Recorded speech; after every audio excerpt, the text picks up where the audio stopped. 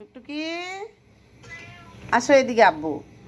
এই দেখেন বন্ধুরা, আমি তো রোজা, কিন্তু আমার ময়নারা খাবারের জন্য পুরা চিল্লাচিল্লি শুরু হয়ে গেছে। তো এখন সকাল 11টা বাজে। এখন উঠে আমি তাড়াতাড়ি করে তাদের জন্য মাছ ভিজাইলাম, তারপরে এই যে মাছ সিদ্ধ বসাইছি। দেখছেন? এই দেখেন, এই যে মাছের বড় বড় টুকরা, এই যে হালকা হলুদ আর লবণ দিয়ে বসাইছি। দেখেন, দেখছেন? এগুলাকে আবার কাটা বেছে বেছে দিতে হবে। দেখেন কত বড় বড় টুকরা। তারপরে দেখেন, এই দেখেন কত বড় মাথা, দেখছেন? এই মাথা, তারপরে হচ্ছে এই যে দেখেন লেজ। এগুলো সিদ্ধ করব, করে হালকা একটু ভিজা ভিজা থাকবে। তারপর এটাকে কাটা বাছবো, কাটা বেছে তারপরে তাদেরকে মাছ দিয়ে ভাত মেখে দেবো। এই যে কা কা করছে, দেখুন না, কান্না করতেছে। টুকটুকি, টুকটুকি আব্বু, এই যে বসাইছি তোমাদের জন্য।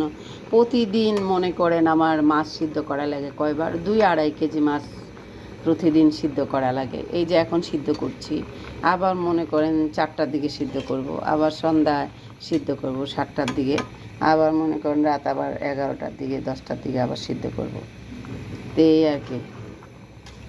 তো বন্ধুরা, পুরুষ মানুষের মধ্যে ভালো মন্দ দুটোই ক্যাটাগরি আছে। পুরুষ মানুষ এত ভালোবাসা দেখাবে তার নিজের নারীটাকে, তার ভালোবাসার মানুষকে। তারপর দেখবেন 10 বছর 5 বছরের সংসার, হঠাৎ করে যদি তার জীবনে অন্য কোনো একটা নারী চলে আসে, সবচেয়ে বেশি প্রতারিত হয় কে জানেন? তার জীবনের প্রথম নারীটা। তার জীবনের প্রথম নারীটা সবচেয়ে বেশি প্রতারিত হয়, কষ্ট পায়, ব্যথা পায়, কিন্তু তাতে সেই লোকটার কিছুই আসে যায় না। সে নিজে থেকে তখন অন্যরকম একটা জগতে থাকে। তার প্রথম স্ত্রী যে তাকে ভালোবাসা দিছে, যাকে আগলায় রাখছে, যে অনেক দিনের স্বপ্ন, কল্পনা, স্মৃতি, ভালোবাসা, এসব যেন তার কাছে একটা তুচ্ছ ব্যাপার হয়ে যাবে। মানে তার কাছে এসবের কোনো মায়নাই থাকবে না, এসবের কোনো মূল্যই থাকবে না। যে নারীটা তার জীবনে পরে আসবে, সেই নারীটাই হচ্ছে তার জীবনের সবচেয়ে, মানে পৃথিবীতে তার কাছে মনে হবে তারই প্রাধান্য, শুধু তার কাছে, আর কারো কাছে নাই। তো এত বছর যে নারীটা সংসার করেছে, যে নারীটা ভালোবাসছে, যে নারীটা আগলে রাখছে, যে নারীটার সাথে কত কত স্বপ্ন জড়িয়ে আছে, কত স্মৃতি জড়িয়ে আছে, সেগুলো সেই পুরুষ মানুষের কোনো মূল্য তার কাছে নেই। বুঝতে পারছেন? এই হচ্ছে পুরুষ মানুষ।